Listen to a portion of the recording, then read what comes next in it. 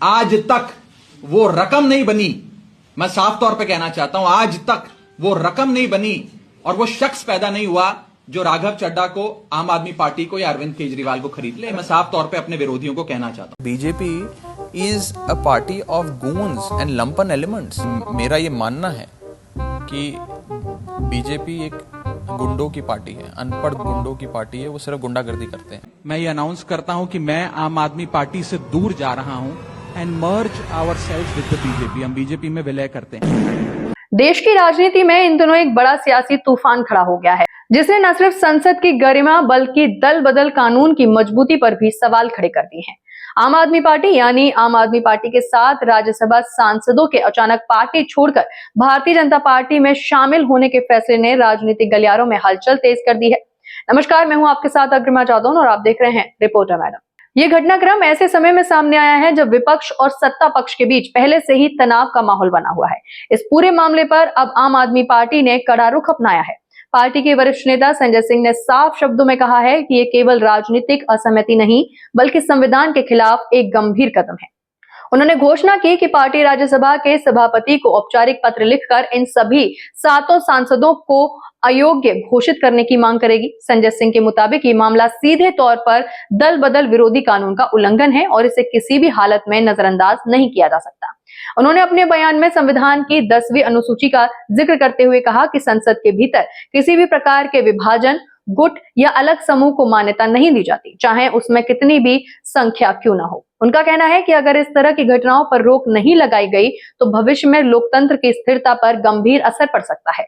उन्होंने ये भी जोड़ा कि पार्टी इस मुद्दे को पूरी मजबूती के साथ उठाएगी और न्याय मिलने तक पीछे नहीं हटेगी।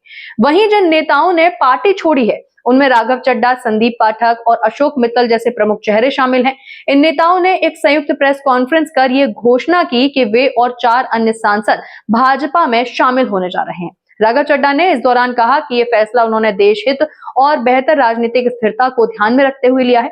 उन्होंने ये भी दावा किया कि आम आदमी पार्टी के कुल 10 राज्यसभा सांसदों में से 7 इस निर्णय के समर्थन में हैं। हालांकि आप इस तर्क को पूरी तरह खारिज कर रही है। पार्टी का कहना है कि ये विलय नहीं बल्कि दल बदल है, जिसे किसी भी सूरत में कानूनी मान्यता नहीं दी जा सकती।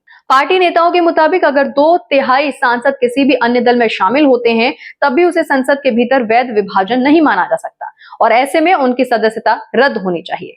इस पूरे घटनाक्रम ने राज्यसभा की राजनीति को भी गर्मा दिया है। अब सबकी नजरें राज्यसभा के सभापति के फैसले पर टिकी हुई हैं, क्योंकि वही तय करेंगे कि इन सांसदों का कदम संवैधानिक रूप से सही है या फिर नहीं। अगर सभापति इन सांसदों को अयोग्य ठहराते हैं तो ये एक बड़ा राजनीतिक संदेश होगा। वहीं अगर उन्हें राहत मिलती है तो ये दल बदल कानून की व्याख्या पर नई बहस को जन्म दे सकता है। इसके साथ ही राजनीतिक विश्लेषकों का मानना है कि ये मामला आने वाले चुनावों पर भी असर डाल सकता है। विपक्ष इसे लोकतंत्र की हत्या बताकर जनता के बीच मुद्दा बना सकता है, वहीं सत्तारूढ़ दल इसे अपने विस्तार और मजबूती के रूप में पेश कर सकता है। ऐसे में ये टकराव केवल संसद तक सीमित नहीं रहेगा बल्कि सड़कों और जनसभाओं तक भी पहुंच सकता है। इतना ही नहीं, इस घटनाक्रम ने अन्य पार्टियों के भीतर भी हलचल बढ़ा दी है।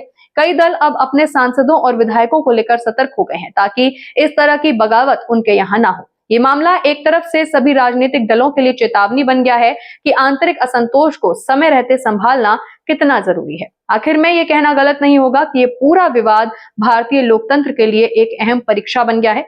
अब ये देखना दिलचस्प होगा कि कानून और संविधान की कसौटी पर कौन खरा उतरता है, बागी सांसदों का फैसला या फिर आम आदमी पार्टी की कानूनी चुनौती। आने वाले दिनों में इसका परिणाम न सिर्फ संसद की दिशा तय करेगा बल्कि देश की राजनीति का भविष्य भी प्रभावित करेगा। इस पर आपकी क्या राय है, हमें कमेंट सेक्शन में लिखकर जरूर बताएं। इसी के साथ बने रहें रिपोर्टर मैडम के साथ।